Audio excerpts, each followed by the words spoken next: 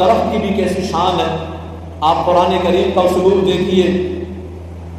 اصل مقصود تو بیعت تھی. صحابہ کرام کا جذبہ عشق رسول تھا کہ آپ صلی اللہ علیہ وسلم سے بیعت لینے کے لیے حاضر ہو گئے. میرے نبی پاک صلی اللہ علیہ وسلم نے بیعت کے لیے انہیں بلایا, سب حاضر ہو گئے. اب یہ بیعت درخت کے نیچے کھڑے ہو کر لی گئی یا کنویں کے کنارے پر, اس سے تو کوئی فرق نہیں پڑتا, اس بات سے کوئی فرق نہیں پڑتا. مگر چونکہ یہ بیعت لیتے وقت میرے نبی پاک صلی اللہ علیہ وسلم اس درخت کے نیچے کھڑے ہوئے تھے, اس درخت کے نیچے کھڑے ہوئے تھے, لہذا اللہ پاک نے باقاعدہ درخت کا بھی قرآن کریم میں ذکر فرما دیا.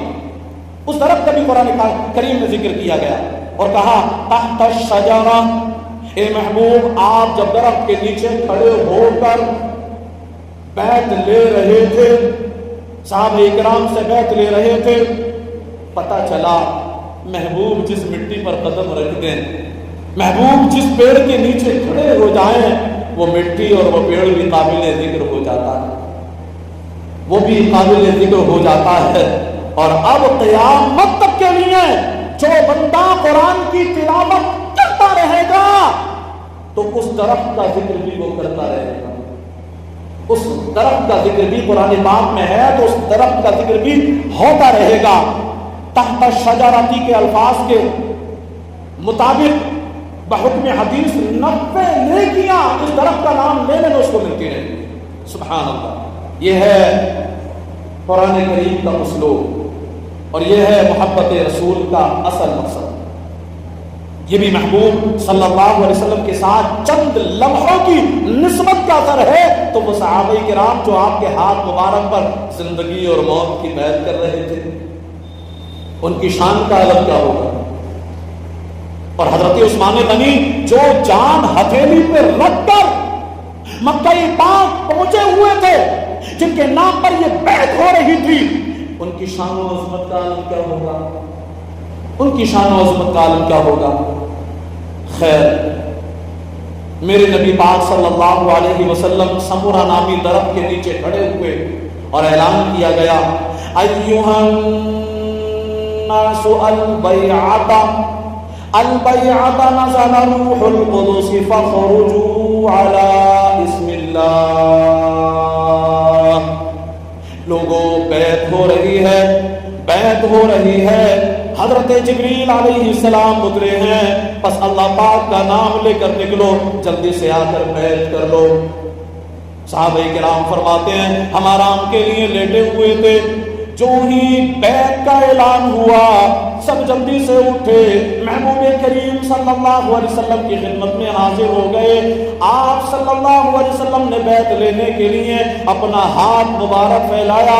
سب سے پہلے حضرت ابو سنان اسدی رضی اللہ عنہ نے آپ کے ہاتھ مبارک پر اپنا ہاتھ رکھنے کی سعادت پائی.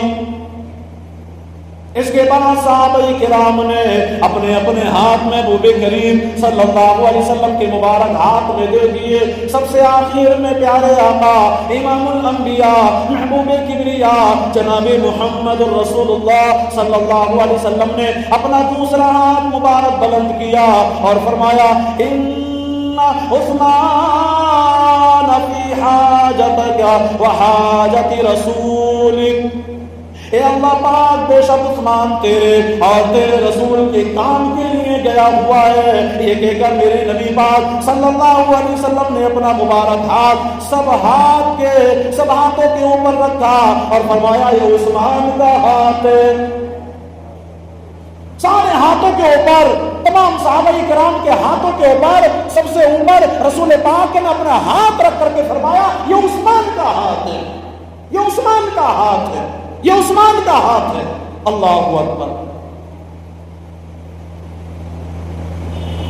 جس نے یہ بیعت کی اللہ پاک نے انہیں اپنی رضا کی خوشخبری سنائی.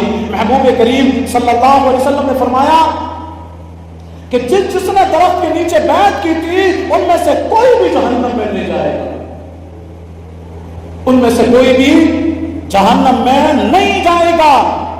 اب آپ حضرت عثمان غنی رضی اللہ تعالیٰ عنہ کی شان دیکھیے, آپ کا مرتبہ و مقام دیکھیے. سب صحابہ کرام نے یہ بیعت اپنے ہاتھوں سے کی. اور حضرت عثمان غنی اس بیعت میں نرالی شان سے شامل ہوئے، نرالی شان سے شامل ہوئے کہ انہوں نے اپنے ہاتھ سے نہیں بلکہ محبوب ذیشان مکی مدنی سلطان صلی اللہ علیہ وسلم کے ہاتھ کے ذریعے سے بیعت کی۔ آپ موجود نہیں ہے لیکن محبوب کریم نے فرمایا اپنا ہاتھ سب ہاتھوں کو پتہ اوپر رکھ کر کے یہ حضرت عثمان کا ہاتھ ہے، اس ہاتھ کے ذریعے حضرت عثمان غنی بیعت ہوتے ہیں۔ اور اس کا ذکر قرآن پاک میں آیا، اللہ پاک نے فرمایا ان الذين يبايعونك انما يبايعون الله